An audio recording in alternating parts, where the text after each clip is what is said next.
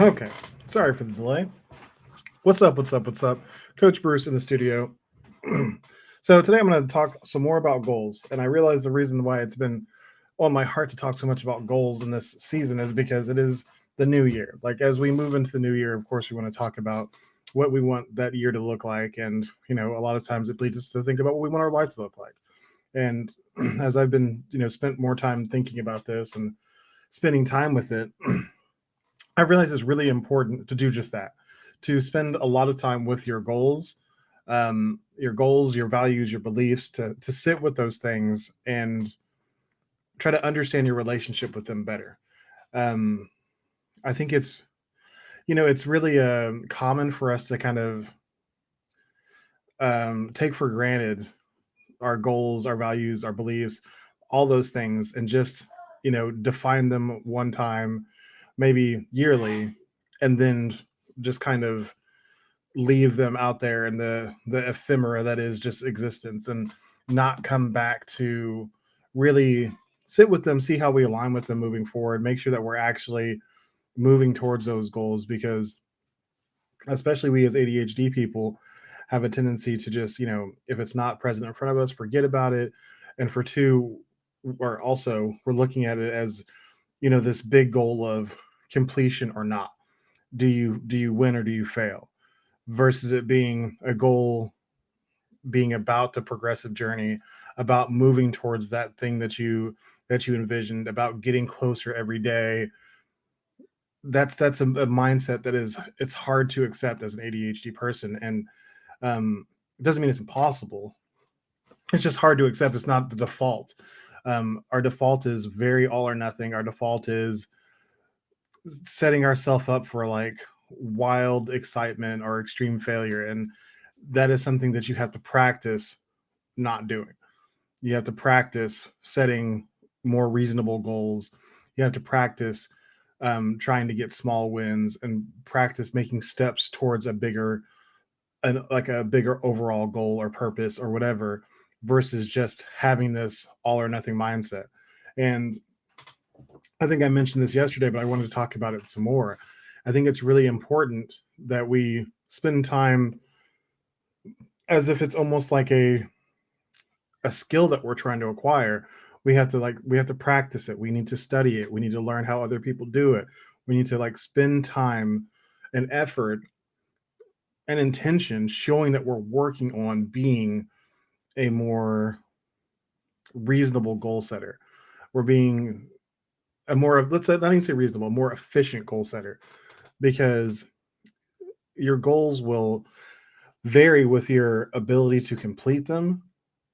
And so reasonable maybe isn't the right word, but efficient. Like, so if you are, you know, if you're not great at something, but you still want to move towards that goal, make a goal that is proportionally, like a proportional improvement upon where you are currently at, versus trying to say, like, especially with the ADHD mind, we want to become we want basic mastery, within, a couple of days, weeks, months of, beginning something, whenever that's generally not possible, but we can get pretty good at something in a short amount of time.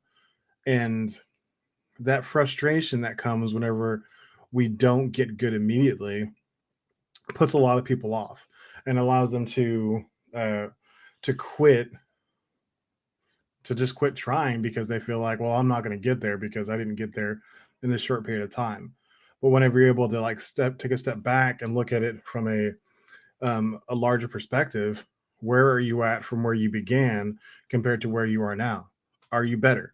Have you improved? Have you moved closer to, or farther from where you were and closer to where you want to be? In that case, that should be a win.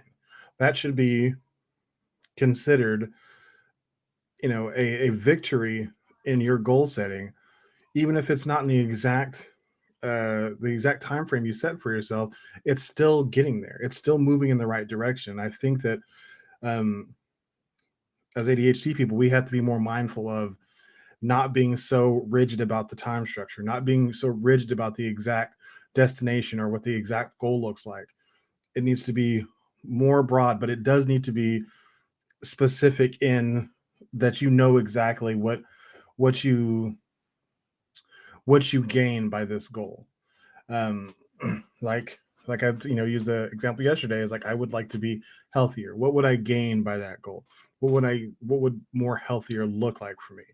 For me is like I would probably weigh a little bit less. Like the number isn't specifically important. My blood pressure would be a healthier number. Um, Other things like I would feel better in the morning. My joints wouldn't be as tense. Stuff like that is what I would like to see whenever I talk about improving my health. And then tied to that, I know that having a more nutritional diet would help that. Getting more exercise would help that. So once again, it's figuring out what what do I want this future version of myself to what skill do I want to capture or whatever. What is the goal I want to capture, figuring that out first and then figuring out multiple ways I can get there. So I've got multiple streams of success possible. Anyways, I'm going to keep it real short today because I want to get back and watch my Dallas Cowboys try to clinch the East. Really excited about that. And once again, I hope this is making sense to you guys and you're starting to dig into setting your goals for the year. Once again, I don't think it's so important to have yearly goals as important as it is to have goals all year. Like I think that it's important that you have something that you are consistently striving to improve versus having this one thing every year that you want to do that if you don't get done immediately, you just quit on. I think it's more important to just have things that you're trying to do all the time to get to become the version of yourself that you deserve to be. And like I said, that looks really different for everybody, but I think that everybody, all the ADHD people I'm talking to, you all need to work on lowering the bar a little bit, having more efficient goals, and spending more time with them. Study what you're trying to do. Make a list of your values, beliefs, your goals, and then spend time with it. Remind yourself on a daily basis till it becomes pretty, you know, ingrained in your brain. Then do it on a weekly, then a monthly, but make sure you're still spending time with it, so you are not forgetting the things that you set out that were important for yourself.